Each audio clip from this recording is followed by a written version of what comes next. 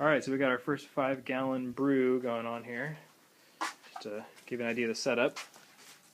Hot liquor tank, hot water that we are trying to keep warm, about 180, going through the tube into the grain, which we've already mashed. Our manual sprinkler. Hard at work, rinsing all the sugars off the grain, which are then coming out of the front of the tube. In fact, you can't even really see it because it's so light, but there is wort coming out of that spigot being collected in this bucket, which we'll then empty back into this once we clean it out for the boil. We use this setup over here, burner, gas tank, to heat up the mash. Use a nice cardboard box to keep the temperature of the mash while it was converting the starches to sugars. Got our work table set up over here. And now we're just waiting for all the water to cycle through.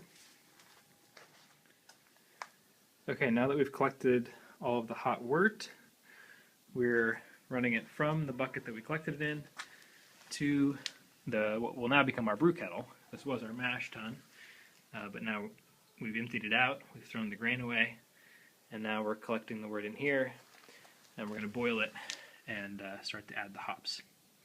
So that's where we are now. I'll get back to you when we get to the boil. Okay, now we've collected all the wort, the unhopped sweet beer, before it gets fermented. I put it in the boil kettle, so you can see it's boiling away. And this is going to take about an hour, a little bit more than an hour. And we're going to throw in the hops at certain intervals.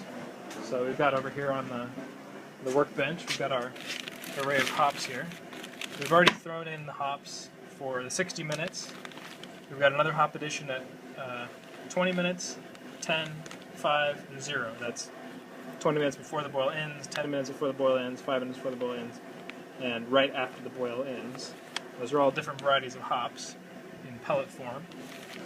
We've been keeping track of the gravity of the wort using our hydrometer, which tells you the density, right, so the amount of sugars that are in your wort, so we can tell whether we're going to hit our right alcohol content. And now we're just waiting for it to boil away so we can concentrate the sugars and hit exactly the amount of sugars that we want.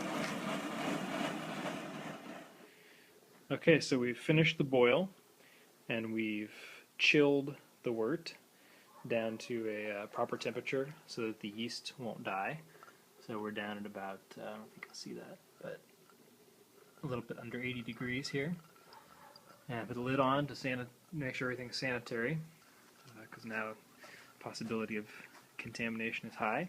And we're transferring the wort from the brew kettle into the fermenter.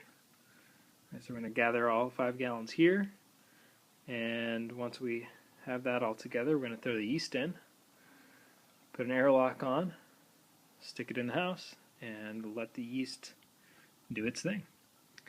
So we're hoping to get about 4.5–5 gallons of wort out of this brew kettle to be fermented into beer.